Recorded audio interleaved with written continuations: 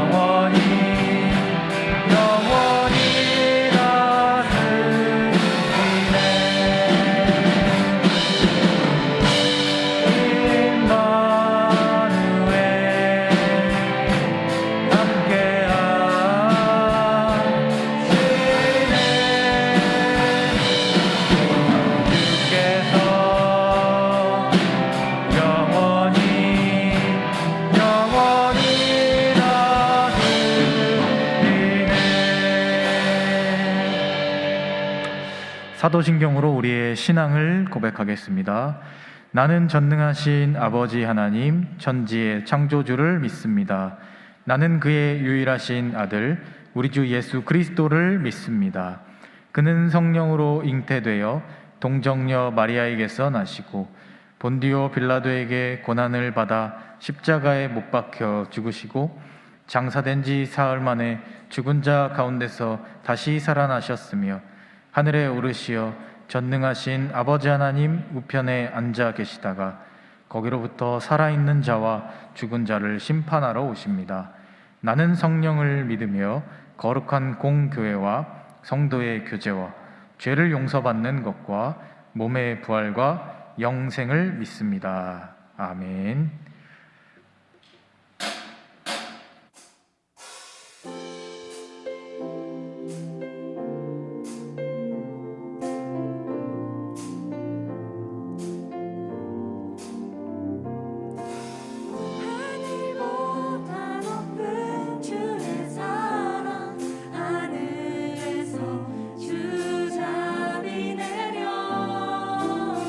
영원한 사랑 알게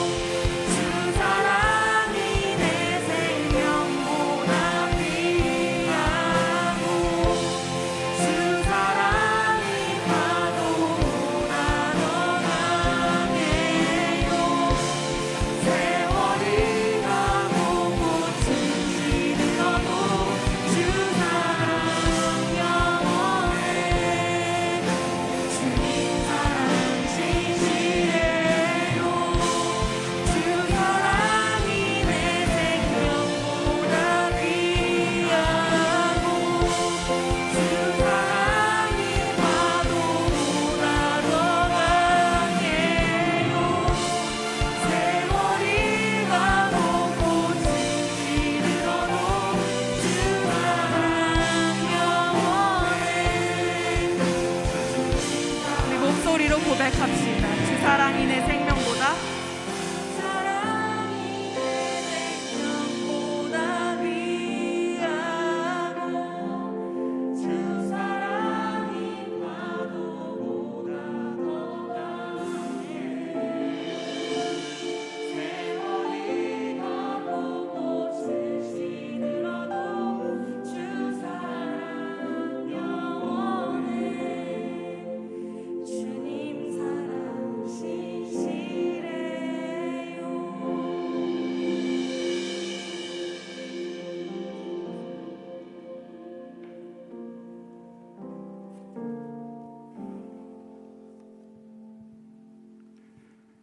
언제나 우리를 사랑으로 돌보시는 하나님 아버지, 오늘도 우리가 예배드릴 수 있는 귀한 날 허락하여 주신 감사합니다. 이 시간 우리의 예배를 기뻐 받아주세요. 또한 이 예배를 위해 수고하는 많은 손길들 하나하나 기억하여 주시고 이 자리를 섬기는 마음들을 귀하게 받아주세요. 하나님, 우리들은 수많은 갈등 속에서 살아가고 있습니다. 개인 간의 갈등뿐 아니라 나라와 민족 간의 갈등으로 인해 어렵고 힘든 상황 속에 살아가고 있습니다. 이런 상황 속에서도 주님을 의지하여 평안을 얻고 고통받고 있는 영혼들을 위해 기도해 줄 수 있는 우리들이 되게 하여 주소서. 하루빨리 좋은 상황으로 전환될 수 있도록 인도하여 주세요. 주님, 특별히 오늘은 어버이 주일입니다. 참 감사한 주일입니다. 우리가 자녀된 역할을 또는 부모의 역할을 잘 지킬 수 있도록 인도하여 주시고 각자의 가정에 평안과 축복을 내려주세요. 특별히 오늘 하나님의 말씀 전해주실 홍성환 목사님 가정 가운데 귀한 축복을 주시옵고, 오늘 우리가 홍성환 목사님을 통해 하나님을 더 깊이 알고 세상 속에서 하나님 말씀을 지표 삼아 한 주간도 은혜로운 삶을 살아가도록 인도하여 주세요. 감사합니다. 주님 사랑합니다. 예수 그리스도의 이름으로 기도드립니다. 아멘.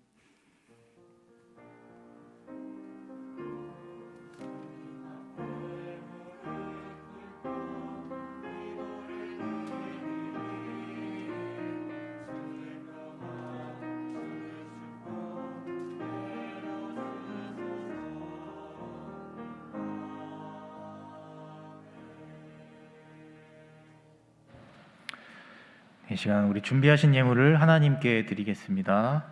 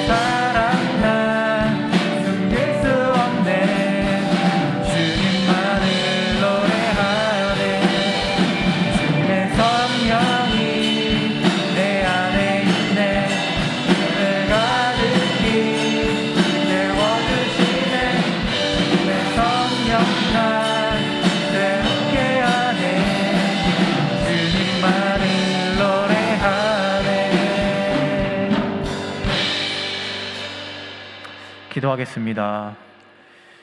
사랑의 하나님, 감사합니다. 저희들의 한 주간의 삶을 지켜주시고 또 인도하여 주시고 보호하여 주셨다가 저 이렇게 하나님 앞에 나와 건강한 모습으로 예배를 드리는 은혜를 허락하심에 감사를 드립니다.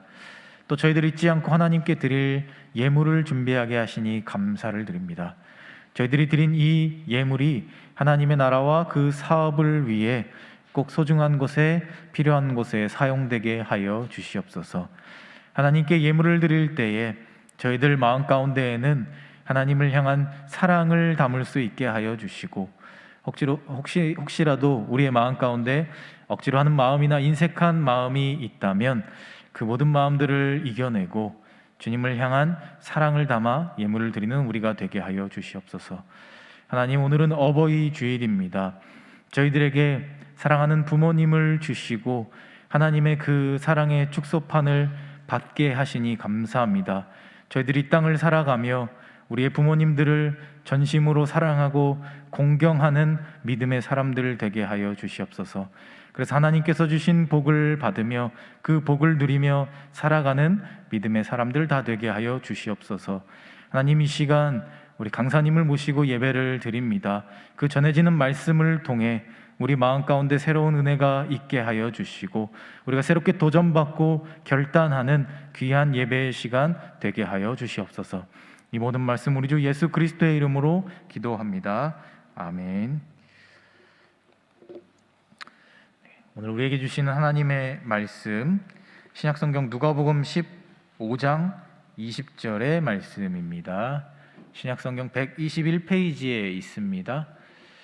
누가복음 15장 20절 한 절의 말씀입니다. 다 찾으신 줄 알고 이 한 절의 말씀을 제가 봉독해 드립니다. 이에 일어나서 아버지께로 돌아가니라. 아직도 거리가 먼데 아버지가 그를 보고 측은히 여겨 달려가 목을 안고 입을 맞추니. 아멘.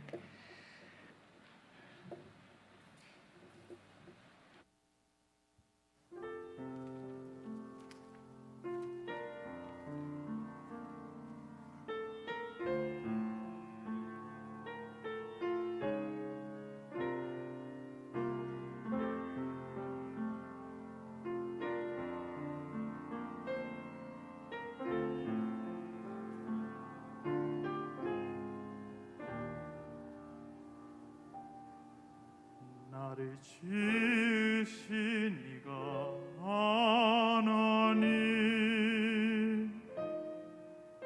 나를 부르신 이가 하나님, 나를 보내신 이도 하나님, 나의 나 된 것은 하나님 은혜라.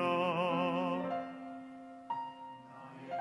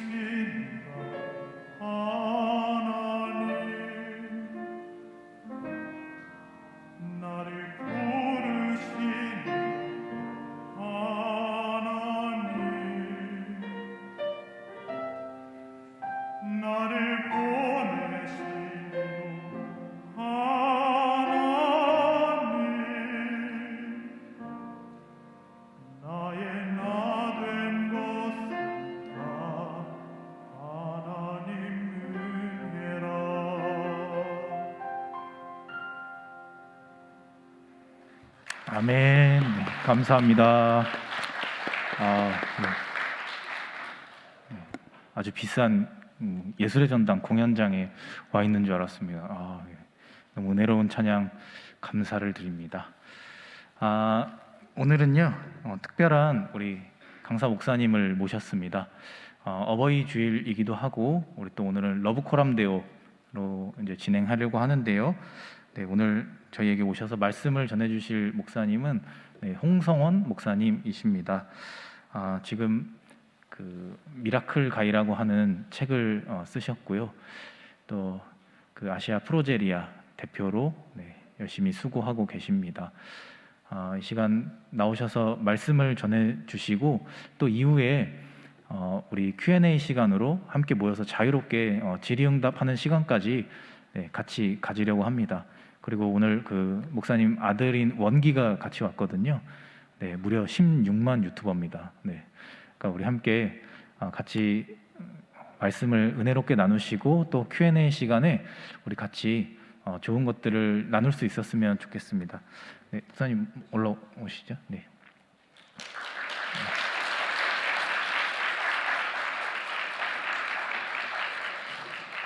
이 시간 우리 다시 한번 큰 박수로 환영하겠습니다.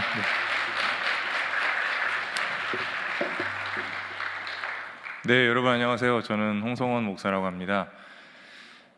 예배당이 엄청 넓고요. 그런데 굉장히 뿔뿔이 흩어져 있네요. 진짜 저는 사실 설교 강연할 때 항상 이제 앉아 계신 분들하고 이렇게 눈을 맞추면서 하는데 오늘 참 이따가 저희 아들하고 함께 할 때는 이렇게 좀 모여 주셔서 같이 좀 했으면 좋겠습니다. 사실 우리 한태희 목사님께서 소개해 주실 때 이제는 저보다도 저희 아들 홍원기 군이 16만 유튜버로서 활동하고 있어서 저가 얘기하는 것보다 훨씬 재밌는데 오늘은 또 어버이 주일이니까 여러분들에게 조금 지루하지만 저도 또 아빠이니까 여러분들에게 이야기를 전해드리려고 합니다. 제 이야기는 어떤 설교라기보다는 한 사람의 아빠로서 좀 특별한 아빠로서 여러분들에게 저의 경험을 나누려고 해요. 특별한 아빠라고 하면 여러분 어떤 생각을 하세요? 그 특별한이라는 단어 앞에 이 수식어 특별한이 여러분들이 생각할 때 특별한 아빠 그러면 아빠가 굉장히 훌륭한 사람 아니면 아빠가 특별한 직업을 가졌거나 사람들에게 알려진 사람 그렇게 생각하죠. 근데 여러분들에게 제가 특별한 아빠라고 저를 소개한 것은 특별한 아들의 아빠이기 때문이에요. 아들이 특별해서 그래서 아빠도 특별하게 된 거예요. 그만큼 저는 아들을 그리고 또 한 명의 제 딸이 있는데 제 딸을 정말 사랑합니다. 이 세상에서 가장 사랑하는 존재죠. 그런데 사실은 여기에 부모님보다 아직 이제 부모님이 안 된 여러분들이 있으니까 솔직히 말하자면 그렇게 부모님이 우리 엄마 아빠가 정말 사랑한다라고 느끼는 게 참 어려워요. 저도 저희 아빠가 있고 저희 엄마가 있고 저는 저희 아빠가 정말 저를 사랑하고 있는지 항상 마음속에 여전히 제가 지금 벌써 나이가 46인데도 아직 살아계신 저희 아빠에게 한번 물어보고 싶은 질문이에요. 아빠 정말 저를 사랑해요? 아빠 정말 저를 사랑하세요? 라고요. 저희 시대 부모님들은 사랑하는 그 마음을 다 자식에게 표현하지 못하죠. 그걸 꼭 말로 해야지 아니? 그걸 내가 표현해야지 알 수 있어 라고 하지만 그러나 아이들은 그래요 정말 사랑하는지 표현해 주세요 라고 사실은 그 마음속에 있거든요. 저는 제가 이렇게 목사가 되어서 살아가고 있는데 실제로 제 자신이 코로나 2년 동안에 굉장히 참 여러 가지로 저의 삶과 사역에서 거의 멈추다시피 하다 보니까 너무 힘들더라고요. 그때 제 자신을 보게 되었는데 참 제 자신이 자존감이 생각보다 낮더라고요. 자존심은 센데 자존감이 매우 낮은 거예요. 이게 무슨 말이냐 하면 누가 뭐라고 할 때 그냥 누가 뭐라고 하든지 그냥 넘겨버릴 수 있으면 자존감이 높은 거예요. 그런데 넘겨버리지는 못해요. 자존심은 세니까. 너 뭐라고 하는데, 너 왜 그러는데 라고 그렇게 부딪히죠. 제가 여러 책을 또 아빠에 관한 이야기를 하는 강연자로서 많은 사람들 앞에 서서 강연을 준비하면서 책들도 읽어보고 글들도 읽어보니까 자존감을 한 사람의 한 인생의 자존감을 높이는 데 결정적인 역할을 하는 게 바로 아빠라고 하더라고요. 아빠가 어렸을 때부터 깊이 공감해주고 지지해주고 사랑을 표현해주면 그 사람의 자존감이 엄청 높아지는 거예요. 여러분, 근데 여러분들도 사회생활을 하면 아마 다 알 거예요. 자존감이 얼마나 중요한지 몰라요. 알량한 자존심을 조금 내려놓더라도 내 자신의 자존감이 강하면 어려운 일들이 있을 때 이겨나갈 수 있는데 자존감이 낮으면 계속해서 사람들하고 부딪히고 또 싸우고 알고 보면 자존감이 낮아서 그렇거든요. 그런데 이 자존감이 낮은 것은 결혼 생활에도 큰 영향을 끼쳐요. 서로 간에 부부 관계에 있어서 어려운 일들이 발생하는 가장 큰 이유는 각자의 부모님으로부터 받은 여러 가지 상처들을 서로의 배우자에게 그 상처를 보여주고 내 이 상처를 좀 회복시켜 달라고, 내 이 상처를 좀 어루만져 달라고 그렇게 어린아이처럼 내보내는데 문제는 그 상처를 그 배우자도 똑같이 상처가 있거든요. 그래서 여러분, 부모의 역할이라는 게 그렇게 중요합니다. 여러분 잘 아시는 요새 오은영 박사님 대단하시죠. 저는 그 프로를 보면서 진짜 이 시대의 진정한 거의 목회자를 넘어선 분이라고 생각해요. 그분의 그 금쪽 같은 내 새끼잖아요. 네. 사실은 부모 입장에서 그걸 볼 때는 금쪽 같은 내가 아닌 개라고 생각할 때도 있어요. 금쪽 같은 땡땡 그런 그 정도로. 그런데 그 프로그램을 보면 얼마나 부모가 이해하는 자식과 자식이 바라보는 부모가 이렇게 간극이 넓은지를 알 수 있어요. 그것을 전해주는 사람이죠. 어떻게 하면 좋은 부모가 될 수 있을까요? 어떻게 하면 정말 훌륭한 부모가 될 수 있을까요? 저는 그 답은 단 하나라고 생각해요. 사랑에 있다고 생각합니다. 오늘 여러분 저와 함께 탕자의 비유 이 본문을 읽었잖아요. 저는 어렸을 때부터 이 탕자의 비유를 읽으면서 조금은 다른 생각을 했어요. 여러분들은 어떤 생각을 했는지 모르겠는데 저는 이 본문을 읽으면 어렸을 때부터 야, 진짜 훌륭한 멋진 아빠다라고 생각하는 거예요. 솔직히 말이 안 되잖아요. 이렇게 진짜 현실에서는 우리가 생각해 보면 이 정도로 부모의 재산을 반절을 가져다가 날려먹고 다시 돌아올 때 과연 현실에서 그렇게 안아줄 수 있을까요? 100% 감옥으로 가게 돼 있고요. 아니면 정말 멸시천대를 받아요. 물론 예수님께서 비유로 말씀하신 것이지만 저는 참 부러웠어요. 그리고 우리 아빠도 내 아빠도 이런 아빠였으면 하는 생각이 있었어요. 제가 실제로 고등학교 때는 마음의 갈등이 많았어요. 우리 아빠는 나름 안정되고 또 인정받는 아빠였는데 저는 저희 아빠의 3남매 중에 첫 번째 장남으로 태어나서 언제나 아빠의 기대를 항상 못 미쳤거든요.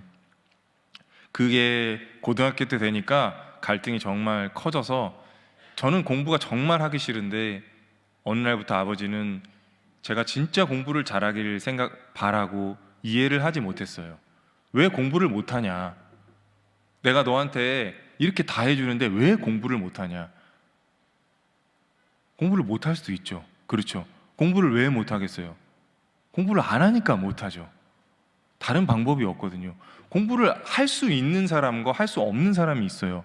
공부도 저는 재능이라고 생각하는데 그건 다 공부를 못한 사람들이 핑계일 거겠죠. 너무 갈등이 심해서 제가 고등학교 2학년에서 3학년 올라가는 겨울에 그냥 답답해서 아침에 그냥 나갔는데 밤에 들어왔어요. 사실은 저도 이 탕자의 심정이었습니다. 거지가 거의 거지꼴이죠. 아무것도 없었고 너무 배가 고프니까 밤에 들어왔는데 저희 아버지는 저를 향해서 달려오시지 않았습니다. 달려오라고 하시더라고요. 그리고 무릎 꿇고 앉으라고 하시고, 그리고 잔치를 벌여주실 줄 알았는데 옆에 굉장히 큰 몽둥이가 있었습니다. 뭐 그 뒤에 여러분들이 어떻게 상상에 맡기겠습니다. 여러분, 예수님의 말씀이 진짜 신비한 것은 아버지가 아들을 보고 불쌍히 여기다라고 하는 이 뒤에 담담하게 예수님께서 말씀하셨지만 아버지가 아들을 보고 불쌍히 여겨 달려가 그를 안고 입을 맞추고 그리고 뒤에 잔치를 벌려주는데, 이게 사실 그냥 담담하게 말씀하신 그 예수님의 말씀이 그 안에 얼마나 놀라운 일이 있는지 몰라요. 현실에서 거의 아까도 말씀드렸지만 일어나지 어려운 일이거든요. 어떻게 이 아버지는 탕자에게 달려갈 수 있었을까? 달려오라고 해야 된다니까요. 달려와, 빨리 뛰어와. 죄송해요, 혹시 조는 사람 있을까 봐 그렇게 한 거예요. 혹시 조는 사람 여기서 뛰어오시기 바랍니다. 제가 안수해 드릴게요. 예. 어디가 아니면 여기가 어디라고 기어들어와? 그 다음에 뭐가 날라오겠죠? 제정신이야? 이미 다 경찰에 고발해 놨어. 넌 나하고 얘기할 필요 없어. 저쪽으로 가면 돼. 아버지? 아버지? 이제 와서 아버지? 그게 정상이에요. 그게 우리의 현실이에요. 그런데 아버지가 달려온 거예요. 오늘 제가 제목을 아빠의 마음이라고 했잖아요. 다음 그림 넘겨주십시오. 예, 저 그림은 아주 유명한 그림이에요. 렘브란트라는 화가의 빛과 어두움, 명암을 이용해서 정말 새로운 미술 세계의 지평을 연 사람이죠. 저는 뭐 잘 몰라요. 그렇게 써 있었어요. 요새는 검색하면 다 나와요. 제가 미술 공부한 것도 아니고 괜히 여러분들 앞에서 유식한 척 해본 거고요. 잘못 얘기하면 바로 검색하면 나오니까요. 저 렘브란트 그림을 제가 굳이 한 거는 자랑하려고 한 게 아니라 이 탕자의 비유를 통해서 정말 역사상의 수많은 그런 예술가들이 뒤집어졌거든요. 저 렘브란트, 저 탕자의 귀향도 렘브란트가 진짜 말년에 자신의 인생을 돌아보면서 이 말씀을 가지고 새롭게 하나님 앞에 나아가게 된 그 마음을 담은 거예요. 자, 그 다음 그림 보여주십시오. 여기에서 여러분, 아버지가 아들을 보고 불쌍히 여겨라고 이렇게 기록한 이 불쌍히 여기다라는 한국말이 실제로 성서의 이 신약 성서의 언어인 헬라어로는 스프랑크니 조마이라고 합니다. 이 스프랑크니 조마이는 우리나라 말로는 불쌍히 여겨라고 이렇게 기록되어 있거나 아니면 긍휼히 여겨, 측은히 여겨라고 기록되어 있지만 실제로 이 단어는 참 굉장히 특별한 아주 독특한 뜻이 가지고 있는데, 스프랑크니 조마이는 동사고요. 이 명사형은 스프랑크논인데 스프랑크논은 내장을 말하는 거예요. 내장. 여러분, 내장탕 좋아하시는 분? 없으시죠? 없으시네요. 진짜 한 명도 없으세요? 내장탕 맛있는데. 아유, 잘 먹지는 않아요. 내장이라는 말을 뜻하는 스프랑크논에서 왔는데, 스프랑크니 조마이는 내장이 격렬하게 움직이다라는 뜻입니다. 이게 참 희한하죠? 아버지가 그를 보고 내장이 격렬하게 움직여 달려가라는 거예요. 그 당시의 사람들에게 감정은 머리가 아닌 인간의 내장에 있다고 생각했고, 이 스프랑크니 조마이라는 단어는 아주 격한 그리고 굉장히 특별한 감정을 느낄 때 이 단어를 쓰는 거예요. 내장이 격렬하게 움직인다는 뜻이에요. 막 미친 듯이 끊어질 것 같고, 우리나라의 말에 보면은 애간장이 녹다, 애간장이 타들어간다라는 그런 말하고 비슷한 맥락이에요. 아빠가 아들을 보고 내장이 격렬하게 움직였다는 거예요. 그러고 보면 더 신기한 겁니다. 아들을 보고 화가 나야 되죠. 머리 끝까지 화가 나야 되고, 정말 이 치밀어 오르는 감정을 주체하지 못해야 되는데, 그런 감정이 아니라 너무나 이 내장이 뒤틀릴 정도의 진짜 애처로움과 애달픔을 아빠가 아들을 향해서 느꼈다는 겁니다. 저는 사실 이 말씀을 참 오랫동안 제 삶과 이 말씀 속에서 보면서 묵상하면서 너무나 이 말씀이 신비하게 다가오는 거예요. 여러분들에겐 참 죄송하지만, 아니 여러분들에게도 마찬가지지만, 가정 안에서 결국에는 저는 좀 거꾸로인데, 부모님을 당연히 공경해야 하지만, 그러나 가정 안에서 역사가 이루어지려면 부모가 자식을 향한 이 애끓는 마음을 예수님께서는 가져야 한다는 것을 말씀하시는 거예요. 당연히 공경해야죠. 부모님을 공경하고 부모님께 잘 해드려야 되지만, 아이들을 향해서, 내 자녀를 향해서 이렇게 애타는 심정을 가지고 있어야 놀라운 역사가 일어난다는 것을 예수님께서는 말씀해 주시는 겁니다.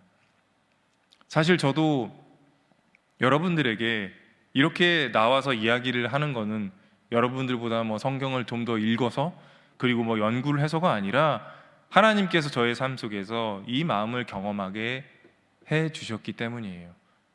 다음 그림 넘겨 주시겠습니다. 네, 제 아들 때문이에요. 제 아들 때문에 이런 마음을 느끼게 됐어요. 여러분, 뭐 오늘 제가 설교 아니고 저의 삶의 이야기니까 좀 길더라도, 지루하시더라도 졸리신 분은 앞에 튀어나오시기 바라고요. 네, 졸면 안 됩니다, 여러분. 진짜 졸면 힘듭니다. 이제 각오 단디 하시고 말씀을 나아가도록 하겠습니다. 나 원래 이렇게 안 하는데 아무리 내가 생각해도 이 시간이 피곤한 시간이라 그래요. 사실 근데 저도 청년 때는 참 많이 졸았어요. 이 시간이 최악의 시간이잖아요. 정말 하나님 말씀보다는 그렇잖아요. 그래서 더욱 그럽니다. 네, 그 다음 그림 넘겨주세요. 제가 저희 아들의 병이 선천성 소아조로증이라고 하고요. 공식 병명으로는 프로제리아 신드롬이라고 하는데, 신드롬은 이제 어떤 증후군이라는 걸 말하고, 프로제리아라는 것은 일찍 노화가 되는 이라는 그런 뜻인데요. 지금은 여러분 우리나라에 이 병이 너무나 잘 알려져 있고 원기 때문에도, 그리고 연구도 하고 있지만, 사실 2010년도 그 당시까지만 해도 이 병을 전혀 우리나라의 모든 병원과 무사분들이 이 병을 전혀 알지 못했습니다. 그 전에 저 때가 5살 때인데, 이 병의 증상이 이제 태어나자마자부터 노화가 시작이 되기 때문에 머리카락이 이제 원래 베넷머리가 있다가 빠지고 원래 이제 새로 머리가 나야 되는데, 그때부터 머리가 안 나는 거예요. 그때부터 머리가 빠지는 거예요. 노화가 이 유전자에 돌연변이에 의해서 그렇게 되는 것인데, 그리고 이제 좀 관절이나 이런 것들이 자꾸 뻣뻣해지고, 저는 원기가 조금 그런 증상이 있을 때 제가 저희 아내하고 함께 가까운 그때 병원에 가서 원기를 보여줬는데 의사 선생님께서 큰 병원에 가보라고 하시더라고요. 그래서 큰 병원에 갔는데 그때 당시에 서울대학교 병원에 가서 그 어린이 병원에 가서 쟤를 진짜 샅샅이 다 검사를 했는데도 모르겠다는 거예요. 네. 그렇게 해서 5년 5살 때까지 있었던 거예요. 그런데 신기하게도 하나님께서 원기가 물론 이런 몸에 대한 부분은 그렇지만 정상적으로 말하고 또 움직이고 그러다 보니까 원기가 건강해질 거라고 생각을 했었어요. 원기가 이제 건강해질 거다. 그러면 내가 신앙인으로서 할 수 있는 건 뭐가 있을까? 진짜 열심히 아들을 위해서 기도하고 내가 목회자로서 좀 더 열심히 살아야 되겠다라는 생각을 갖고 있었던 거죠. 그래서 제가 뭐 진짜 우리나라에서 알려진 많은 집회와 또 기도원들 열심히 다니면서 오직 아들을 위해서 기도했어요. 건강하게 해달라고. 근데 기도를 해주시는 분들 다 그래. 기도원 가면 다 똑같은데 기도를 하다 보면 기도를 받으면 그러는 거예요. 다 하나님께서 계획이 있다는 거예요. 그리고 저를 되게 하나님께서 크게 사용하시기 위해 했다는 그런 얘기예요. 물론 저는 제가 제 주제 파악을 잘 알고 있기 때문에 제가 자존감이 좀 별로 낮다고 했잖아요. 그래서 내가 뭘 크게 돼라는 거에 대해서는 신경 쓰지 않았지만 그래도 아들이 건강해질 거라고 그렇게 기대를 하고 있었어요. 점점 크는데 머리카락 같은 건 나지 않았지만 워낙에 원기가 말도 잘하고 어렸을 때부터 말을 참 잘했거든요. 지금도 더럽게 잘하고 참 짜증나는데 말 듣고 꼬박꼬박하고 막 그러는데, 그러니까 저에겐 희망을 갖게 한 거예요. 아, 원기가 건강해지겠구나. 머리카락도 나겠구나.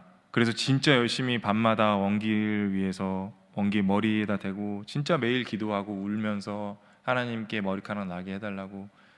그리고 너무나 그게 간절하니까 막 밤에 꿈에서 가끔씩은 원기가 머리카락이 다 난 그런 꿈도 꾸기도 하고 그랬었거든요. 하나님께서 분명히 낫게 해주신다라는 강한 확신을 갖고 있었습니다. 그런데 제가 5살 때, 원기가 5살 때 이제 전임 사역을 하고 있는 와중에 마침 그때 춘천에서 그 대학병원의 의사 선생님께서 이런 희귀 질환을 연구하는 분이셨는데 원기의 병을 진단을 해내 주신 거예요. 그날 밤에 원기가 이제 더 많은 검사를 해야 된다고 하더라고요. 그래서 제가 입원한 게 아니라 병원에서 입원을 시켜주고 또 여러 가지 검사를 더 해야 된다고 하는 거예요. 그래서 희귀 질환자들을 위해서 더 제공한 병실에 들어갔어요. 너무 큰 충격을 제가 받아가지고, 너무 큰 충격을 받으면 감정이 느껴지질 않거든요. 아들의 이 병명을 들었는데도 감정이 안 느껴진 거예요. 그냥 의사 선생님한테 아, 네, 아, 예, 그렇게 하다가 밤에 원기가 사실은 5살이 될 때까지도 원래 애들이 좀 그런데 엄마 품에서 잘 안 떨어지거든요. 그냥 계속 엄마 옆에 있으라고 하고, 제가 막 옆에 가서 자려고 막 그러면 저리 가라고 그러고 힘들다고 하고 막 그래요. 그게 애들인데, 이 녀석이 그날은 동생이 3살이었으니까 제가 병원에 같이 있는데 엄마를 찾아야 되는 이 녀석이 엄마를 안 찾고 병원 침대에 그냥 누워가지고 계속 뒤척이는 거예요. 그 모습을 제가 보는 그때 감정이 느껴졌어요. 하나님께 기도를 했어요. 하나님, 주님. 그런데 제가 그 다음에 말이 나오질 않는 거예요. 주님, 내가 뭐라고 기도해야 될까? 그래서 제가 그랬어요. 왜 그러셨어요? 왜? 왜 그러셨어요? 그렇게 입으로 왜라는 말을 하고 나니까 정말 여기서 터져 나오는 거예요. 왜 그랬어? 왜? 진짜 아들이 자고 있지 않았으면 막 소리를 지르면서 그렇게 왜 그랬어요? 라고 하고 싶었는데 아들이 자고 있으니까 이를 악물면서 그때 느꼈던 제 감정이라는 것은 이런 감정이었어요. 정말 죽을 것 같더라고요. 어디가 다 터지는 것 같았고 정말 이 속이 어떻게 되는지를 모르겠는 거예요. 그런데 여러분, 더 큰 문제는, 제가 직면한 문제는 신실한, 아까 우리가 찬양했던 주님은 신실하고 항상 거기 계시는 그 주님의 사랑이 그 순간에 느껴지지를 않는 거예요. 어떻게 해야 되는지 제 인생에서 가장 힘든 순간이었는데 주님께서 갑자기 아무것도 이야기해 주시지 않는 거예요. 저는 밤새도록 주님 왜 그러셨어요? 그 속에는 주님 제발 좀 도와주세요. 주님 제가 어떻게 해야 될지 모르겠습니다. 그렇게 했는데 아무것도 주님께서 말씀해 주지 않는 거예요. 분명히 내가 들어왔던 신앙 안에는 그 순간에 무언가를 말씀해 주셔야 하고 보여주셔야 되는 하나님인데 아무것도 느껴지시지 않는 거예요. 저는 그 정도 신앙밖에 안 됐거든요. 그래서 제가 그랬어요. 하나님께 너무 부끄러운데 네가 이렇게, 당신이 이렇게 나와 내 아들을 버려? 당신이 나와 내 아들을 이렇게 버릴 수 있는 거야? 정말 그렇게 두고 봐. 두고 보라고. 아, 눈에서 피눈물이 나는 심정이 어떤 것인가? 그 순간, 그날, 시간이 참 한참 뒤에 흐른 뒤에 돌이켜 보니까 하나님은 그 순간에 저에게 아무것도 말씀하시지 않았지만 하나님은 그 순간에 저에게 이 마음을 느끼게 해주셨더라고요. 때로는 우리의 삶에서 우리의 신앙이 때로는 너무 수동적일 때가 있거든요. 그냥 그것은 마치 어린아이처럼 하나님께서 열심히 기도만 하면 다 이루어 준다는 그러한 신앙이 참 편하고 쉽잖아요. 아주 좋잖아요. 그냥 저도 옛날에 아주 어렸을 때 어떤 서울대 의과대학을 졸업했던 어떤 무슨 의사분이 있는데 기도를 했더니, 기도를 하고 시험 문제를 시험 공부를 했더니 시험 때 머릿속에 다 보인다는 거예요. 그런 간증들 들으면서. 그런데 그런 인생은, 그런 경험은 누구에게나 똑같이 나오는 건 아니더라고요. 신앙생활 하면서 제일 힘든 건 뭐냐면 비교를 하게 되거든요. 누구는 이만큼에 대한 이런 것들을 막 자랑하는데 나한테는 없거든. 그러면 이게 내 신앙이 문제인가? 아니면 나는 하나님으로부터 사랑을 덜 받은 건가? 하나님이 그런 분이 아니시잖아요.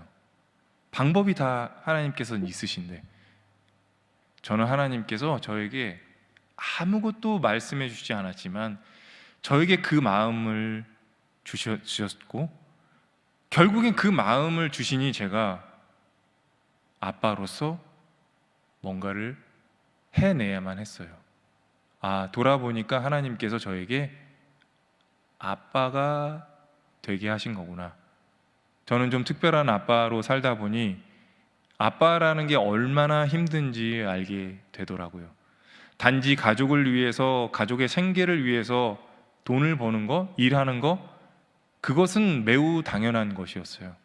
그게 저에게는, 저희 아빠에게는, 저희 가족에게는, 물론 저희 아버지가 몸이 약했기 때문에 그게 너무나 훌륭한 일인 것처럼 이야기하지만 그것은 오히려 제가 생각할 때는 가족이 있기 때문에 아빠가 일하는 거지 자기가 뭐 때문에 일하겠습니까?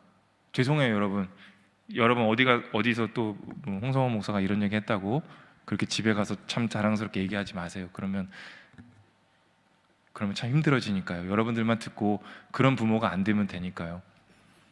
아빠는, 특히 이 시대의 아빠는 그걸 기본이고, 정말 아이의 깊은 상처와 내면을 공감해 줄 줄 알아야 돼요. 여러분, 요새 아이들이 얼마나 건강해요. 더할 나위 없이 풍요로운 시대 속에서 몸은 참 건강한데 마음이 너무 아픈 애들이 많아요. 왜요? 옛날만큼 아빠가 이렇게 부대끼면서 살지 않고 아빠는 아빠대로, 엄마는 엄마대로, 애는 애대로 서로 각자의 삶을 살고 있으면서 애가 계속 마음에 상처가 있는 거거든요. 실력? 기술? 마음이 제일 중요하거든요. 그것은 아빠밖에 못합니다. 하나님께서는 저에게 그렇게 마음을 주셨고, 저는 그때부터 그냥 내 아들을 위해서 내가 내 아들의 어떤 조금이라도 뭔가를 도움이 된다고 하면은 저는 그냥 열일 제껴두고 한 거예요. 뭐 교회 사역하면서 진짜 정신이 없었지만 원기를 데리고 어디를 치료하러 가는 일, 또 원기를 데리고 조금이라도 원기에게 도움이 된다고 하는 그 무엇이 있으면 웬만한 아빠들은 엄마한테 시키거든요. 근데 저는 그렇게 싫은 거예요. 물론 엄마가 갈 때도 있지만 내가 하고 싶은 거예요. 내 마음이 맨날 애달프거든. 내 아들을 내가 어떻게든. 그래서 진짜 온갖 군데를 돌아다니면서 원기와 여기도 가고 저기도 가고 가면서 원기가 또 치료를 받다 보면 되게 고통스러워하니까 울고, 무슨 어떤 용한 침을 놓는 분을 찾아가서 6개월 침을 맞은 적이 있었어요, 원기가. 근데 막 그 침을 똑같은 자리에 맞으면 되게 아프거든요. 막 사정없이 울고 저도 울고, 그렇게 정말 내가 할 수 있는, 아니 할 수 없는 범위를, 그냥 내 삶이, 시간이라는 게 다 엉망진창이 되더라도 내 아들을 위해서 그냥 내가 내 아들을 누가 이러겠냐 하면서 그렇게 그냥 간 거예요. 그때 그냥 매일매일 내 마음이 애달펐거든요. 그런데 그렇게 아들하고 깊이 그렇게 시간을 가지니까 진짜 놀라운 일이 생겼어요. 너무 친한 친구처럼 된 거예요. 대부분의 부모님들이 자기 아이들이 뭘 좋아하는지 잘 몰라요. 다들 환상 속에 있거든요. 우리 아이는 공부 잘하고, 우리 아이는 성경만 보고, 우리 아이는 기도만 잘하고, 맨날 인문 고전책만 보고. 택도 없는 소리죠. 우리 아이들이 다 좋아하는 게 있어요. 부모들이 몰라요. 왜? 그 아이의 시간을 공유를 못하기 때문에요. 저는 지금도 아까 청년부 임원들하고 얘기했지만 저희 아이가 히어로물을 참 좋아하는데 변천사가 있어요. 예전에는 아머 히어로부터 시작해가지고 파워레인저로 넘어간 다음에 이제 정말 더 고급스러운 완성도 높은 가면 라이더까지. 매일 차를 타고 다니는데 뭐 아머 히어로는 우리는 아머 히어로 막, 그리고 다 파워레인저, 항상 그 열정, 이런 이 히어로물에 대한 열정, 이렇게 복음을 전해야 되는데 저놈은, 목사의 아들놈이 히어로물을 항상 하니까 너무 그게 궁금하니까 같이 보게 된 거예요. 근데 어처구니없이 너무 감동적이더라고요. 눈물이 날 때가 있어요. 이런 말, 아니 내가 이런 아이, 이런 걸 보고 울다니. 아빠 진짜 재밌지 아빠. 그래요, 훌륭한 영화구나. 이게 왜 아카데미상을 받지 못했을까? 이건 정말. 그렇게 깊이 아들과 친해지면서 주차장에서 지하 주차장에서 파워레인저 놀이를 서로 하면서 가면라이더에 나는 지구 정복을 위해서 찾아왔어. 야, 이 멍청아, 한 번에 날려버리겠다. 이런. 그리고 자기가 몸이 조금 불편하니까 날아다니는 거 맨날 해달라는 거예요. 아빠 변신. 스파이더맨에 한때 빠졌을 때는 벽을 타는 걸 그렇게 좋아하셔가지고 벽 좀 태워달라는 거예요. 기도로 능력을 받아야지. 그래가지고 맨날 벽을 타고 다니고 같이 하다 보니까 저도 마블 이런 거에 너무 재밌더라고요. 네, 진짜 그렇게 정말 친구가 된 거예요. 친구가 되면서 원기에게는 어떤 상황에서도 나를 지켜줄 수 있는 사람, 그것은 물론 TV에서는 파워레인저와 가면라이더지만 현실에서는 아빠가 있다는 것, 그게 원기를 정말 든든하게 만들어 주더라고요. 사실 저도 그랬어요. 저는 원래 전주에서 지방에서 있다가 저희 아버지 때문에 서울로 올라왔는데, 저는 그때는 참 재밌게 살았는데 서울로 올라오면서 이게 좀 제 마음이 힘들어져 가지고 이 아이들하고 잘 어울리지를 못했어요. 그리고 뭐 지방이라고 애들이 좀 따돌림도 하고, 지방에서는 잘 나가는 패션인데 그런 거 있잖아요. 어릴 때 막 어떤 옷 보고 아유 쟤는 저러니까는 안 돼 이러면서 너무 마음이 힘든데 아빠한테 이야기를 못 하는 거예요. 아빠한테 말을 할 수가 없는 거예요. 그렇게 제 마음이 참 불안했거든요. 그런데 원기는 아빠랑 진짜 친해지니까, 아빠가 언제든지 있으니까 다 모든 상황에서 아빠를 부를 수 있게 되니까 원기의 마음이 너무너무 건강해진 거예요. 몸은 약했지만, 저는 어린 시절에 저를 떠올리면서 난 몸이 참 건강한 애였는데 마음이 되게 불안했거든요. 하나님께서 저를 아빠가 되게 해주시기 위해서 그렇게 저를 훈련시키시더라고요. 그렇게 원기와 제가 진짜 친한 친구가 됐어요. 근데 뭐 친구가 됐다고 해서 안 싸우는 건 아니에요. 맨날 싸우는 거예요. 시끄러! 막 이러고, 아빠가 조용해! 이러고. 친구들이 그렇잖아요. 그러다가도 같이 파워레인저 보면서 다시 마음을 다잡고, 그래 우리가 지구를 지켜야지. 누가 지키겠니? 그러면서 같이 울고 다시 경건해지면서 친해지고, 그렇게 찐친이 된 거거든요. 여러분들도 부모가 된다면 다른 것보다 아이와 진짜 친구가 되기를 바랍니다. 아멘 안 하시네요. 달려오실래요 여기로? 예? 진짜 친구가 되길 바래요.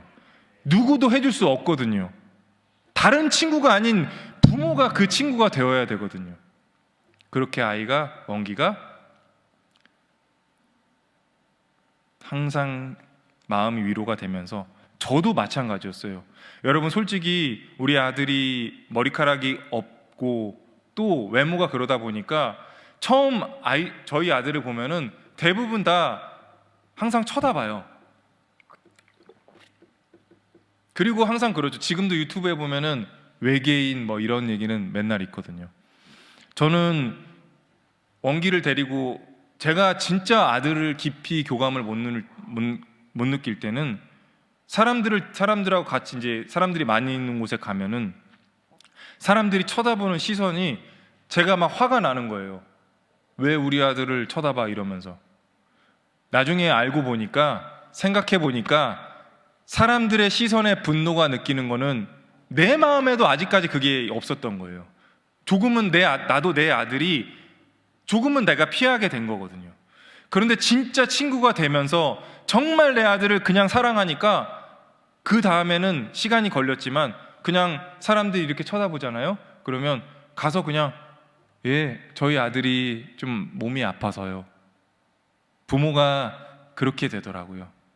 깊이 하나님께서 원기와 저를 친구가 되게 만들어 주셨어요. 여전히 제가 그 뒤에도 계속해서 원기와 함께 참 많은 시간을 공유하면서 하나님께서 저의 원기에 이런 깊은 관계를 위해서 하나님께서 이 원기를 또 저를 서로 만나게, 또 아빠와 아들로 살게 해주셨구나, 그렇게 생각을 하게 되었습니다. 그런데 하나님이 참 계획적이신 분인 것이, 이렇게 하나님께서 제가 제 아들과 깊이 친구가 되게 해주시고 그러면서 거기서 끝이지 않게 하셨어요. 더 깊은 마음을 하나님께서 저에게 깨닫게 해주셨어요. 여러분 사실 이 스프랑크니 조마이라는 이 단어는 신약 성서에서는 오직 예수님만 사용했던 단어예요. 예수님께서 이 땅에 오셔서 무리를 보시고 불쌍히 여기사라고 할 때 그 단어거든요. 예외적으로 3번만, 그러니까 이 예수님의 비유, 선한 사마리아인의 비유에도, 그리고 이 탕자의 비유, 그리고 마태복음 18장에 있는 용서받지 못한 자의 비유에도 똑같이 이 3번이 사용되었는데, 결국에는 이 단어의 속성은 하나님이신 것이고, 하나님의 그 온전하신 스프랑크니 조마이의 마음이 인간에게 조금씩 하나님께서 깃들어 주신 것이거든요. 하나님께서 그거를 이제 알려주셨어요. 예, 그림 하나 넘겨주십시오. 네, 여러분, 저 그림 보이시죠? 제가 지금 이렇게 많이 살이 빠졌잖아요. 그때 이제 한태희 전사님도 저 오랜만에 봐가지고 살 많이 빠졌다고 하는데, 제가 사역했을 때까지 저를 보고 그 다음에 저를 본 건데, 제가 원기를 위해서 진짜 모든 노력을 다 하다가 어느 날은 이제 줄기세포 치료를 할 수 있는 기회가 열렸는데, 저희 아들이 이제 줄기세포 치료 중에서 지방을 뽑아서 거기에 있는 줄기세포를 추출하는 거였는데, 저희 아들의 이 병은 몸에 지방이 거의 붙질 않거든요. 그래서 자신의 지방을 뽑아서 이제 해야 되는데 아무리 해도 지방이 없는 거예요. 그래서 그 의사 선생님께서, 제가 그때 이렇게 좀 많이 있었는데, 아유 아버님 참 지방이 많이 있군요. 그러면서 아들을 위해서, 이때를 위해서 아버님 이렇게 많이 있나 보네요. 그러면서 아버님께서 아들을 위해서 지방을 공유해 주시기 바랍니다 라고 참 친절하게 얘기하셨는데, 아 그런가 보다 하고 왔는데 너무 아픈 거예요. 남자들은 이게 지방이 좀 있어도 그 근육이 많이 붙어가지고 그 근육을 이렇게 다 띄어낸 거거든요. 그러니까 뭐냐면 배에 막 이렇게 해가지고 방망이를 두들겨서 지방을 분리한 거나 마찬가지거든요. 진짜 아프더라고요. 자, 그래서 막 배에 힘이 너무 안 들어가는 거예요. 그렇게 해서 원기에게 지방 줬고 줄기세포를 했는데, 이게 한 달이 갔는데 너무 아파가지고 아침 막 일어나지도 못하고 서지도 못하고 누우면 배에 힘이 안 들어가서, 그래서 퇴근하고 들어와서 딱 어렵게 누워서 있다가 뭐 물이라도 한 잔 못 마시겠더라고요. 그래서 원기에게 가가지고, 야 원기야 물 좀 가져와. 근데 원래 몸이 약한 자식들은 말을 더럽게 안 듣거든요. 심부름을 안 해. 그런데 아빠 물 있어 이러는 거예요. 양심은 있는 거죠. 그래도 하나님께서 다 선한 양심을 주셨으니까, 양심이 있으니까 얘가 물을 딱 주는 거예요. 부모가 그렇더라고요. 아유 그래 그래도 이 녀석이 심부름하네 그러면서 물을 딱 마셨어. 너무 좋은 거예요. 다음 날도 또 와가지고, 야 원기야 물 좀 가져와. 그래도 또 가져와요. 아이고. 근데 이게 유효 기간이 별로 매우 짧았어요. 그래서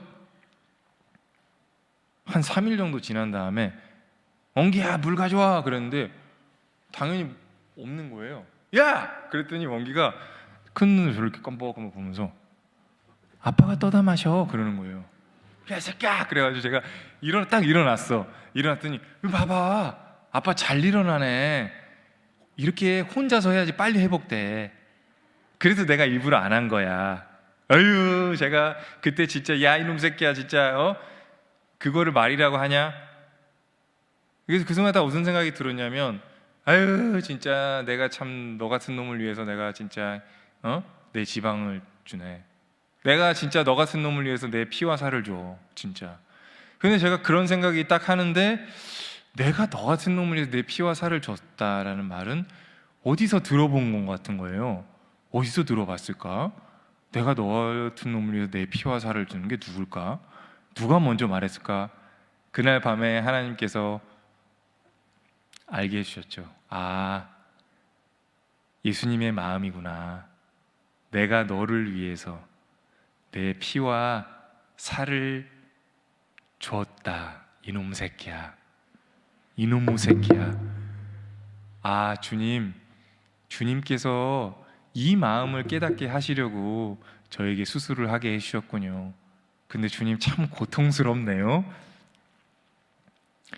그렇게 주님께서 저 마음을 깨닫게 해주신 줄 알았는데 다 깨닫지 못하니까 참으로 치밀하시고 계획적이신 주님께서 저를 여러분 또 한 번 수술을 시키셨답니다. 다음 그림 넘겨주시면 1년이 지났는데 의사 선생님께서 갑자기 이제 원기 아버님, 원기가 주기세포 이제 아버님 걸로 배양해서 하고 있는데 자꾸 이렇게 배양 속도가 자꾸 떨어져요. 그러면서 아버님께서 한 번 더 하셔야 되겠어요. 그러는 거예요. 제가 정말 놀라 다시 안 할. 그래서 제가 그 의사 선생님한테 선생님 저기 엄마 거 안 되나요? 아니 제가 보니까 원래 여성들이 훨씬 피하 지방도 있고 그래서 추출이 잘 되는데 엄마 진짜 저도 그래서 엄마 걸로 해주세요 그랬더니 의사 선생님께서 막 웃으면서 아버님 아직 아버님 살도 많이 붙어 있고요. 네, 한 번만 더 하시죠. 제가 그래서 그 다음부터 정말 살을 뺀 거예요. 이거 농담이고 어쨌든 그러면 뭐 더 할 수 있어요. 아빠는 그런 존재라고요. 지금이라도 생각해보고 기도해보고 결정해보고 주님께서 하라고 하셔야 하는 거죠. 그렇게 해서 영상 하나를 보여드리겠습니다. 네, 두 번째 수술 받을 때는 뭐가 잘못된 건지 정말 너무 혈압도 많이 올라가고 진짜 죽을 것 같더라고요. 죽을 것 같이 슬픈 게 아니고 정말 죽을 것 같더라고요. 그래서 제가 그때 또 마침 다큐를 찍고 있었는데 막 카메라를 제 앞에 이렇게 대고 있는데 진짜 막 소리 지르면서 뛰쳐나가고 싶었을 정도였어요. 그래서 그냥 놓고 잠깐 힘들다고 하고 갔거든요. 그 옆에서 원기가 제가 이제 화장실 갔다가 들어올 때 원기가 저를 쳐다볼 때 정말 그런 거였어요. 진짜 내가 이렇게까지 해야 되나? 내가 정말 이렇게까지 해야 되는 것이 맞는 건가? 라는 생각을 했는데 원기가 정말 이렇게 눈을 깜빡깜빡 뜨면서 저를 쳐다보고 있고 또 그 원기에 가는 팔에 링거를 계속 맞는 걸 보면서 그래 너도 진짜 열심히 너도 살기 위해서 애를 쓰고 있고 네가 그렇게 아빠를 믿는데 이 세상에서 이렇게 의지하는 이런 존재가 나밖에 의지하는 존재가 없는데 내가 이 아들을 위해서 뭐라도 해야 되겠다. 정말 마음에 진짜 막 오만 가지 생각이 들었습니다. 그리고 나서 집에 돌아와서 누워 있는데 그때 이제 부작용이 있어가지고 계속 심장이 막 뛰는 거예요. 뛰고 잠도 오지 않고 누워서 이렇게 있으면서 하나님께 기도를 드렸어요. 여러 가지 기도를 드리다가 보니까 하나님께 제 고백을 하게 되더라고요. 하나님, 제가 제 아들을 정말 사랑한다고 했지만 그래도 제가 제 아들을 위해서 죽을 수는 없었습니다. 하나님, 제 아들을 너무 사랑하는 저였지만 아들을 위해서 죽지는 못했습니다. 근데 하나님께서 그때 저에게 말씀하시는 거예요. 정말 사랑해서 죽을 수 있는 그 사랑을, 이 땅에 오신 그 예수님의 그 사랑이 어떤 것인지, 저에게 정말 대신 죽을 수 있는 그 사랑이 무엇인지, 그때 하나님께 제가 그랬어요. 하나님, 이게 주님의 사랑이군요. 제가 목회자로서 십자가를 맨날 얘기하고 주님의 사랑을 말하지만 누군가를 위해서 대신 죽는다는 것이, 기꺼이 죽을 수 있는 것이, 나는 내 아들을 위해서도 죽지 못하는데 기꺼이 내어주시는 그 주님의 사랑이, 그것이 얼마나 위대한 것인지 주님, 제가 이제야 알겠습니다. 저는 그 뒤로 진짜 정말 겸손하게 살아야 된다고 생각했거든요. 목회자로 살아가면서, 신앙인으로 살아가면서 말끝마다 나오는 그 십자가와 예수님의 사랑이라는 것을, 그냥 마치 제 장식품처럼 갖고 있었던 것이었는데 제 안에서 그런 주님의 그 사랑이 얼마나 위대한지도 다 알지 못했잖아요. 그리고 정말 주님의 사랑을 항상 고백하면서도 저는 내 아이들을 위해서 기꺼이 죽지 못하는 저의 연약함이었거든요. 주님, 정말 제 부족함을 주님께 고백합니다. 그런데 그때 또 주님께서 그래도 너만큼 하는 아빠 없어. 너 이 연약한 아들 잘 돌보라고 너에게 보낸 거야. 그래서 제가 주님 감사합니다.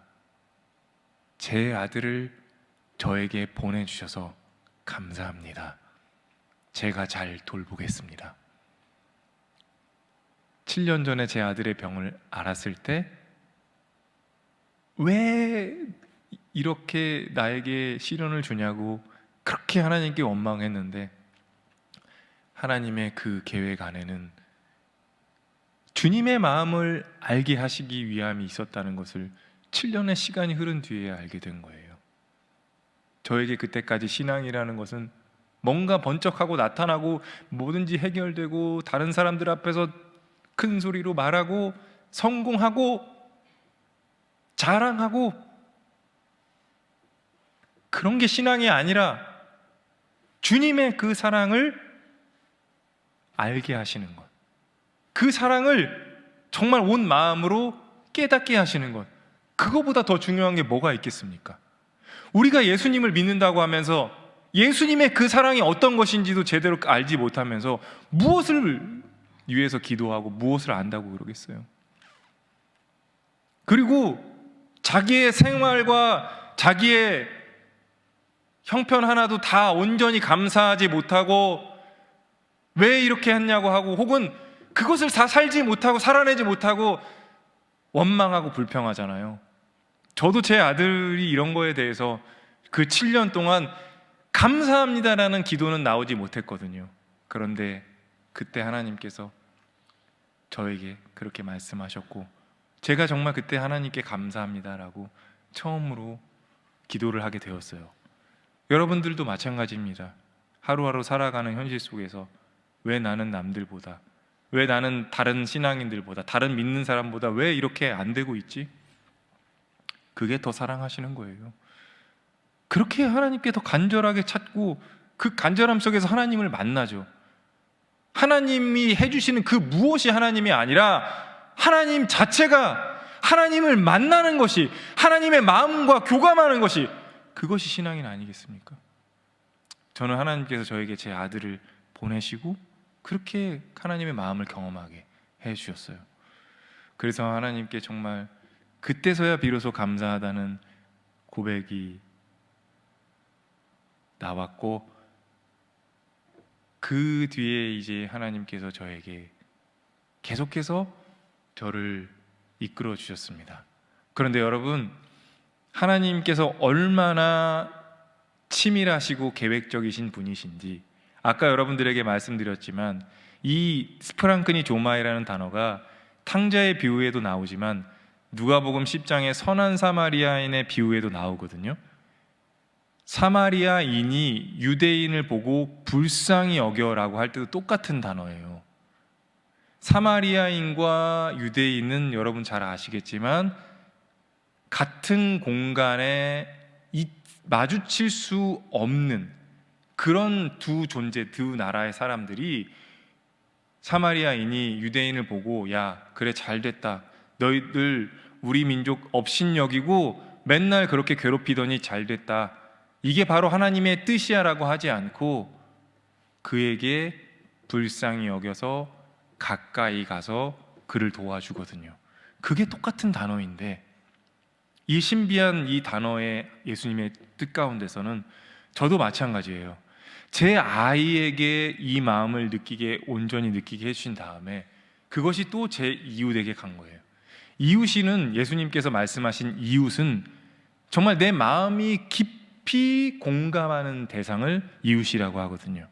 하나님께서는 저에게 그런 이웃을 또 주셨습니다. 아까 그림 미리 보여주셔서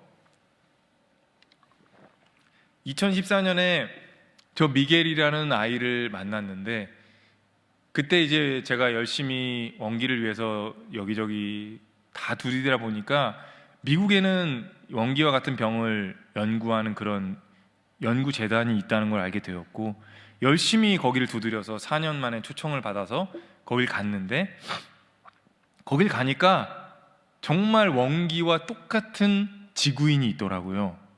머리카락이 없고 실내에서 반짝거리는 외계인 같은 지구인이 또 있었어요. 그리고 정말 신기한 것은 원기와 같이 게임에 미쳐있는 그런 지구인이 또 있더라고요. 그래서 이 보스턴 병원에 가면은 이렇게 그 병원 내에서 잠을 잘 수 있는, 왜냐하면 세계 여러 나라에 있는 정말 희귀 질환을 갖고 있는 아이들이 다 오거든요. 그 가족들이 오니까 게스트하우스가 있고, 그래서 거기 거실이 있는데, 거실에 그때 당시 2014년에 여러분 플레이스테이션 4가 있었던 거예요. 원기가 눈이 반짝거리면서 그 플레이스테이션 4의 이끌림에 사로잡혀가지고 어느새 거기 앉아 있었는데, 저놈 새끼도 똑같이 있는 거죠. 미겔 제가 안 떠나는 거예요. 그리고 한국에 있었으면 야 와 그러는데, 아빠 쟤도 하잖아, 미겔도 하잖아, 다 그런 거야 인생이, 막 이러면서. 하여튼 일주일 내내 저 플레이스테이션을 같이 했는데, 자꾸 저 아이가 남의 가치가 느껴지지 않는 거예요. 남의 아이가 아닌, 피부색도 다 다른데도 남의 아이 같지가 않은 거예요. 그래서 한국에 다시 돌아오고 참 많은 일들이 있는 동안에도 계속 하나님께 기도 드렸어요. 잘 있게 해달라고. 다음 그림 넘겨주시면 2017년에 처음으로 미겔을 한국에 초청할 수 있었습니다. 그 영상 조금만 보여주시겠습니다. 그래서 다른 영상. 저 친구를, 미겔을 동갑이거든요. 그래서 한국에 이제 첫 번째로 2017년에 초청했는데, 원기는 이제 그 재단에서 주는 그 원래 약 때문에 갔었는데, 이게 워낙에 약이 독하니까 원기가 중간에 이제 포기를 드롭을 했던 거죠. 근데 미겔은 계속 먹고 있었어요. 그러니까 이게 이 재단에서는 우리 정도 좀 그래도 한국 정도의 어떤 정보를 갖고 있는 그런 곳에서는 이 약을 조사해서 안 먹으면 말을 하는 식인데, 미겔은 콜롬비아에 살고 있고 정보력도 약하고 그러니까 그냥 완전히 마치 생명을 구하는 약처럼 얘기해서 계속 부작용이 있는데도 먹게 한 거예요. 근데 이제 미겔이 아까 처음에 딱 봤을 때부터도 애가 몸 상태가 안 좋아서 쟤를 병원에 검사를 해보니까 약을 오랫동안 먹다 보니까 간도 안 좋고 몸 상태가 안 좋은 거예요. 엄마한테 알려줬어요. 이거 진짜 먹으면 안 됩니다. 막 망치는 거예요. 엄마가 너무 큰 충격을 받았어요. 말이 되냐. 근데 엄마만 온 것이, 콜롬비아의 나라에서 미겔이 아프니까는 아빠가 도망가 버린 거거든요. 하여튼 아빠들이 문제라고. 진짜 아빠 처먹어가지고 도망간 거야. 그리고는 같은 동네에서 다른 여자랑 산다는 거야. 정말 그죠? 진짜 너무 화가 나. 지금 여러분들에게 하나님의 말씀을 전하고 있으니까는.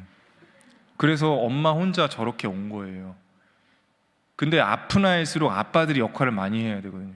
그래서 어쨌든 엄마가 너무 큰 충격을 받았고, 하지만 정말 설득했어요. 내 아들이라 생각하고 이거 끊는 겁니다. 그래서 끊었어요. 끊고 이제 또 다음 그림 넘겨주시면, 또 넘겨주시고 또 넘겨주시고, 저렇게 많이 약을 먹였더라고요. 넘겨주십시오. 또 그랬는데 끊고 돌아갔어요. 근데 이 엄마가 계속 저한테 연락이 오는 거예요. 우리 아들이 이 약이 우리 아들에게 도움이 된다고 난 아직도 믿고 있는데 나 정말 너무 불안하다. 정말 너무 불안하다는 거예요. 그래서 원래 한 번 초청하고 나중에 이제 뒤에 초청하려고 했는데, 엄마가 너무 불안해하니까 제가 정말 또 어떻게 기도하고 막 사람들의 후원을 받아서 겨울에 초청을 했어요. 해서 검사를 해보니까 다시 이제 건강이 회복됐다는 것을 보여주니까 그제서야 안심을 한 거예요. 얼마나 기뻐요? 그래서 참 잘 됐죠. 그죠? 뭐죠? 이 반응은? 너무 잘 됐는데, 이 콜롬비아라는 나라는 연평균 기온이 20도를 떨어진 적이 없는 나라인데 겨울에 오니까 영하 10도 밑으로 오니까 미겔이 독감에 걸리고 말았어요. 엄마가 무지하니까 독감은 독한 감기라고 생각하는 거예요. 다른 종류의 감기인데 그냥 막 일주일 뒤에 가야 되는데 내일 보내달라고 떼를 쓰는 거예요. 나 우리 빨리 미겔 데리고 가야 된다고 막 난리를 치는 거예요. 진짜 보내고 싶었지만 어떻게 보내요? 정말 겨우 설득해서 독감약 구에다가 먹이고 열 떨어뜨리고 그리고 보냈어요. 아, 이거 참 힘든 일이구나. 내가 이거 사역하면서 이렇게 여러 가지로 하는 게 너무 힘든 일이구나. 이제 그만하라는 뜻이구나. 그러는데 계속해서 하나님께서 이 미겔을 향한 마음을 계속 주시는 거예요. 하나님, 미겔을 어떻게 잘 있게 해주십시오. 그래서 계속 기도하다 보니까 또 다음 그림 넘겨주십시오. 네, 또 다음 그림 넘겨주시고, 네, 또 다음 그림. 그래서 2019년 여름에 4월에 미겔을 다시 초청했고 원기만 줄기세포를 받게 하는 것에 대해서 제가 항상 이것이 마음에 있어서 미겔도 줄기세포를 받을 수 있도록 모든 준비를 해갖고 이제 다시 초청한 거예요. 근데 2019년 4월에 초청을 해서 세팅을 다 해놨는데 갑자기 의사 선생님께서 아무래도 제가 자신이 없다는 거예요. 다 세팅하고 줄기세포 치료하는 줄 알고 불렀는데 못하겠다고 하는 거예요.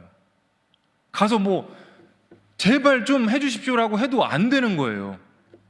자, 여러분, 그때 제가 하나님께 너무 마음이 급하니까 막 정말 경건하게 하나님께 이렇게 하지 못하고 정말 하나님, 이거 진짜 안 됩니다. 오히려 협박하듯이 하나님께 이거 안 돼요. 이거 진짜 어떻게 해주셔야 되는 거 아닙니까? 했는데 하나님이 참 신기한 분이신 게 내 기도는 참 이렇게 듣는 둥 마는 둥 하시는데 남을 위한 기도는 얼마나 잘 들어주시는지 진짜 그렇게 하고 그 다음날 갑자기 전혀 모르는 줄기세포 연구 의사가 전화가 와서 원래 원기를 해주겠다는 거예요. 아니 이런 놀라. 그래서 선생님, 원기는 지금 하고 있는데 다른 제가 그 미겔이라는 아이를 마침 한국에 초청했는데요, 해주십시오 그랬어요. 근데 의사 선생님께서 네, 하겠습니다 그런 거예요. 진짜. 근데 그때 기간이, 약속된 기간이 다 지나서 그 다음 그림 넘겨주십시오. 2개월 뒤에 6월 달에 다시 초청해서 미겔 엄마의 배에서 뽑아서 그 다음 그림 미겔에게 놨어요. 근데 확실히 엄마들이 해보니까 저보단 덜 아프다는 걸 알게 됐어요. 3일 만에 회복이 잘 되더라고요. 일주일 만에 뛰어다니고. 저는 한 달 동안 잘 힘들었는데, 그래서 지방 줄기세포에 대한 거는 확실히 여성들이 하나님께서 은혜를 주신 것이다. 네. 저렇게 한 다음에 여러분 되게 놀라운 일이 생겼어요. 미겔 엄마가 제가 목사인 걸 알고 있었거든요. 근데 미겔 엄마가 3번째 왔을 때 저에게 당신이 하나님을 믿는 사람이라는 것에서 하나님을 믿는 것이 얼마나 의미 있는지 알았습니다. 저도 하나님 믿고 싶습니다. 그래서 그 다음 그림 넘겨주시면 그때 줄기세포 받고 미겔이랑 미겔 엄마랑 세례를 받았습니다. 저는 그날 하나님께 진짜 뛸 듯이 기뻐서 그랬어요.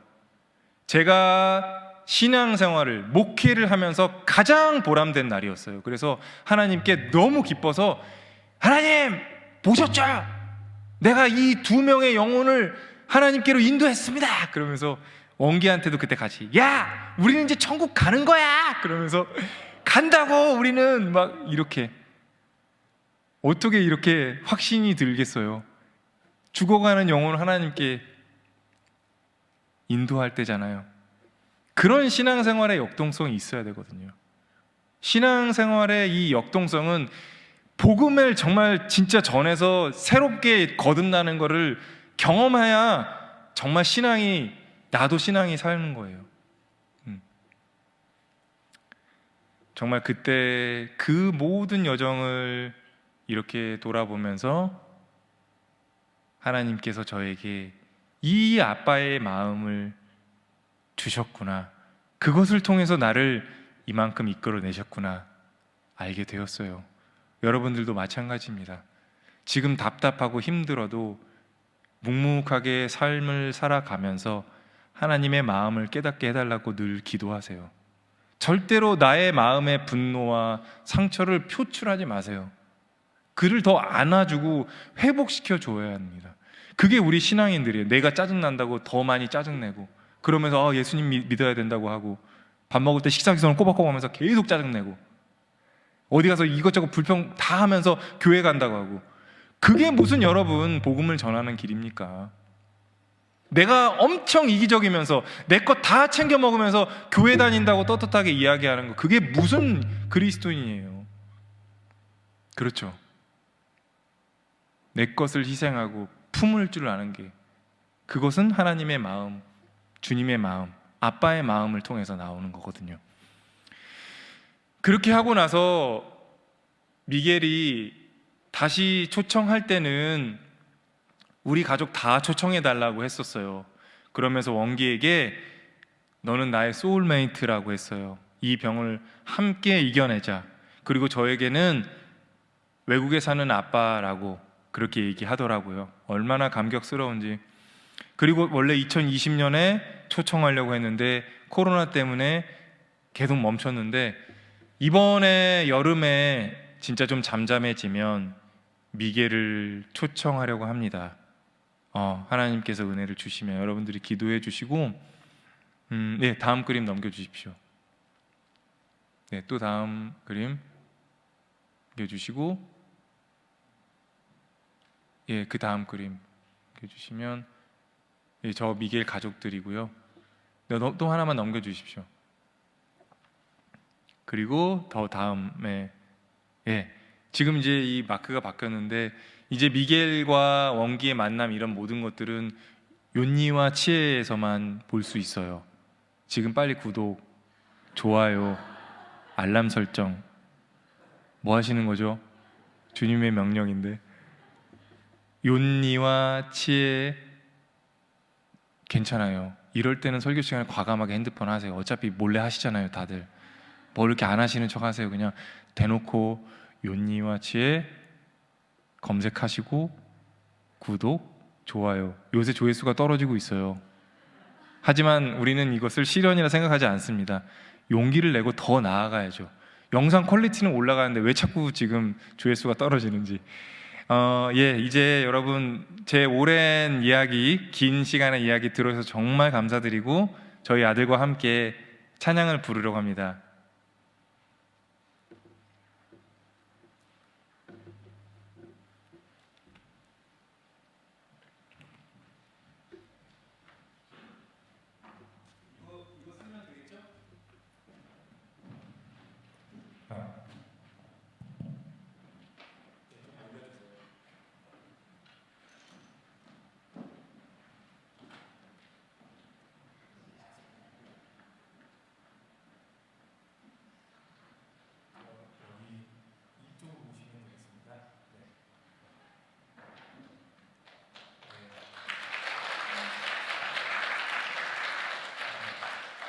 정말 귀한 분이에요.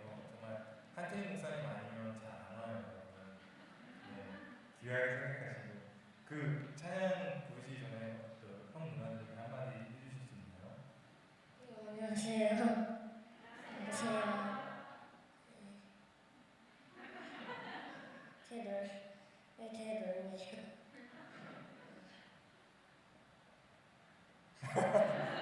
뭐 이따가 차차 얘기하겠지만, 원기 이 유튜브가 이렇게 많이 성장하게 된 것은 원기가 가지고 있는 특별함이지만, 그러나 이 원기가 사람들에게 전해줄 수 있는 그런 위로가 있고, 무엇보다 원기가 정말 명랑하거든요. 씩씩하고. 근데 그것은 여러분 제 자랑이 아니라 진짜 가족들의 무한대의 지지와 응원과 함께함이 있었기 때문이에요. 그게 유튜브에 드러나니까 사람들이 더 많이 응원해 주는 거거든요. 여러분들도 그런 부모님이 되었으면 좋겠어요. 저도 역시 저희 아버지하고 여전히 이 세상에서 가장 어려운 분이 누구냐고 물어보면 저희 아버지라고 하는데, 그러나 또 여러분들은 정말 좋은 부모님이 될 수 있거든요. 그 좋은 부모는 여러분들이 특별히 대단한 일을 하는 게 아니라 아이와 진짜 친구가 되는 그런 부모님이라면 이 세상에서 가장 좋은 부모님이라고 생각해요. 이따가 더 많은 얘기하고 같이 잘 못 부르지만 찬양을 함께 부르도록 하겠습니다.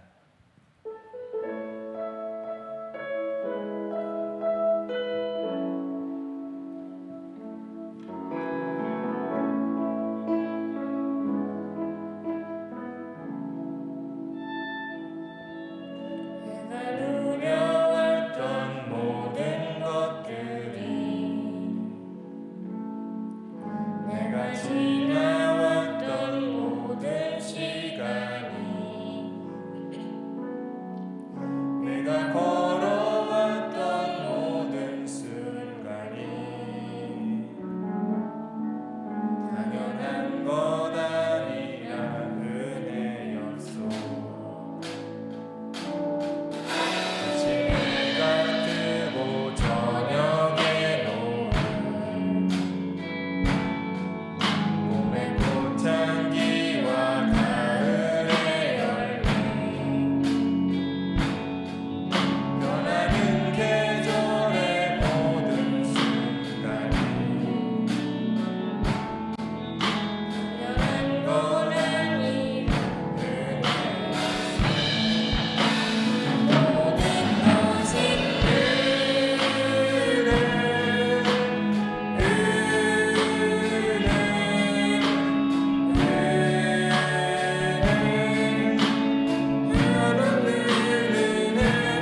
내 삶에 당연한 것 하나도 없었던 것을 모든 것이 은혜였소. 여러분, 우리 1절 다시 부를 때는 정말 힘차게 같이 불렀으면 좋겠습니다. 1절 다시 한번 부르겠습니다.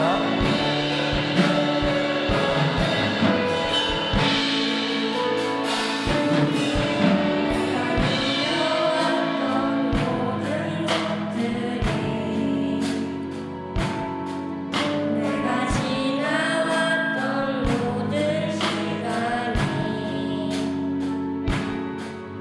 내가 걸어왔던 모든 순간이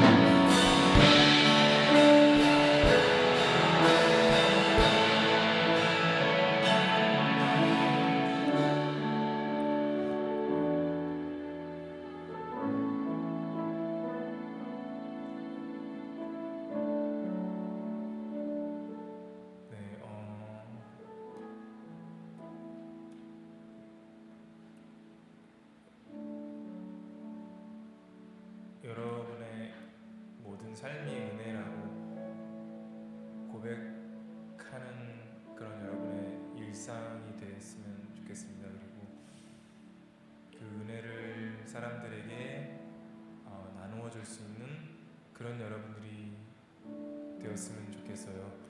그러기 위해서는 늘 하나님 아버지의 그 마음, 이 아빠의 마음, 불쌍히 여기는, 모두를 불쌍히 여길 수 있는 그 마음이 있어야 됩니다. 그것을 위해서 날마다 기도하는 그런 여러분들이 되었으면 좋겠습니다. 기도하시겠습니다.